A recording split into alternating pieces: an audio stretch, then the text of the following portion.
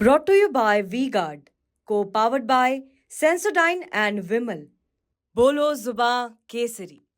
लंबे वक्त तक देश के बड़े दलित नेता रहे और 3 बार प्रधानमंत्री बनने से चूकने वाले बाबू जगजीवन राम जब अपने साथियों के बीच बैठे थे, तब उन्होंने बातों बातों में एक लाइन कही, इस कमबख्त मुल्क में दलित कभी प्रधानमंत्री नहीं बन सकता। जगजीवन राम ने बिहार के एक छोटे गांव से निकलकर पहले संसद, फिर केंद्रीय कैबिनेट और फिर उप प्रधानमंत्री तक का सफर तय किया था।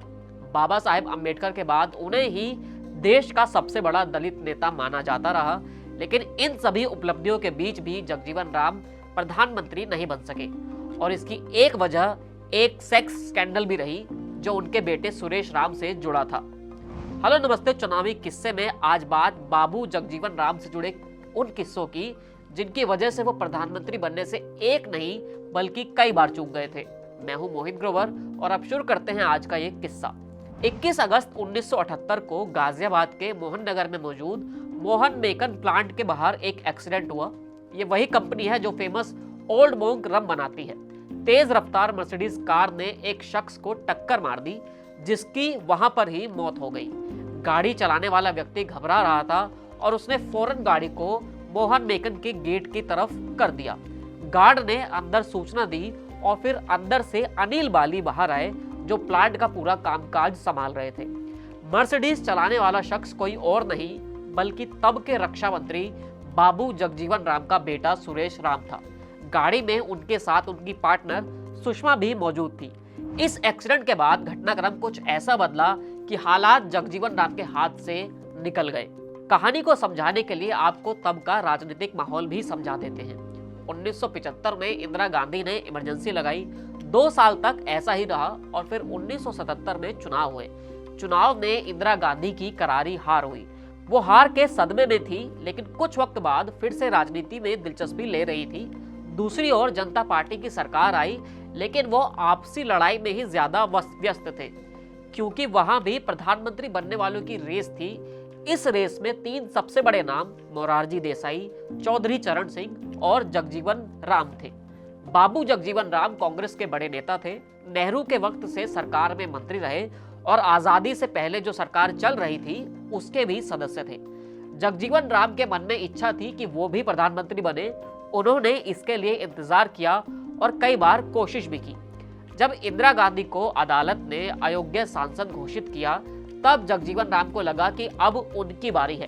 शायद इंदिरा पद छोड़े और उन्हें प्रधानमंत्री बना दे, क्योंकि वो नेहरू गांधी परिवार के करीबी भी थे, दलित थे और वरिष्ठ भी। लेकिन इंदिरा गांधी ने पद नहीं छोड़ा बल्कि देश में इमरजेंसी लगा दी। कमाल की बात तो यह है कि खुद जगजीवन राम भी देश में इमरजेंसी लगाने के प्रस्तावकों में से एक थे। लेकिन बाद में जगजीवन राम ने पार्टी ही बदल ली। कैबिनेट के कुछ मंत्रियों के साथ मिलकर अपनी एक पार्टी बनाई, समर्थकों को ले गए और बाद में जनता पार्टी के साथ मिल गए। यहाँ उन्हें लगा कि वो पीएम बन जाएंगे, लेकिन मोरारजी देसाई बाजी मार गए और उसके बाद जब यहाँ स्थिति बिगड़ी तो लगा कि देसाई के बाद अगला नंबर उनका ही आएगा, लेकिन तब चरण सिंह बाजी मार गए। एक कारण यह भी रहा कि जो व्यक्ति इमरजेंसी लगाने का प्रस्तावक रहा हो, वो उस सरकार का नेता कैसे बन सकता है जो इमरजेंसी लगाने के विरोध में आई हो। राजनीतिक मसलों से इतर अब सुरेश राम वाली कहानी पर आते हैं। सुरेश राम की गाड़ी का जब एक्सीडेंट हुआ तब कुछ लोग उनका पीछा कर रहे थे, क्योंकि वो कुछ तस्वीरें चाहते थे। सुरेश राम और सुषमा चौधरी की तस्वीरें। सुरेश ने अनिल बाली को तो ये बताया कि उनकी गाड़ी का एक्सीडेंट हो गया है, लेकिन जब उन्होंने पुलिस में एफआईआर दर्ज कराई तो उसमें दूसरी कहानी बताई। सुरेश राम ने एफआईआर लिखवाई कि उन्हें किडनैप कर लिया गया था। दर्जनों लोग आए, गाड़ी में से उन दोनों को उठाकर ले गए। मोदी नगर के एक स्कूल में उन्हें ले जाया गया और वहां मारपीट हुई, जिसके बाद दोनों की नग्न तस्वीरें खींची गई। जो 2 लोग सुरेश राम का पीछा कर रहे थे, उनके हाथ तस्वीर लग गई थी जो सीधा संजय गांधी के पास पहुंची। हाल ही में छपी किताब हाउ प्राइम मिनिस्टर डिसाइड में बताया गया है कि देर रात संजय गांधी को यह तस्वीर दिखाने के लिए उठाया गया तो वो तिलमिला गए और बोले कि ये पोर्नोग्राफी दिखाने के लिए मुझे उठाया है क्या। तस्वीर दिखाने वाले ने जब बताया कि फोटो किसकी है, तब संजय गांधी ने इंदिरा गांधी को सूचना दी। संजय गांधी की वाइफ मेनका गांधी उस वक्त एक मैगजीन चलाती थी जिसका नाम था सूर्या। इन तस्वीरों को उस मैगजीन में छापा गया, जिसके बाद पूरे देश में इन तस्वीरों को लेकर चर्चा शुरू हो गई और बाबू जगजीवन राम का राजनीतिक करियर पूरी तरह से दांव पर लग गया था। पहले इमरजेंसी, फिर मोरारजी देसाई के बाद पीएम बनने के बाद ये तीसरा मौका था जब जगजीवन राम के हाथ से प्रधानमंत्री पद खिसक गया था और ये सपना सिर्फ सपना ही रह गया। इस चुनावी किस्से में इतना ही। आप जुड़े रहिए हमारे चैनल के साथ TV9 डिजिटल पर। शुक्रिया।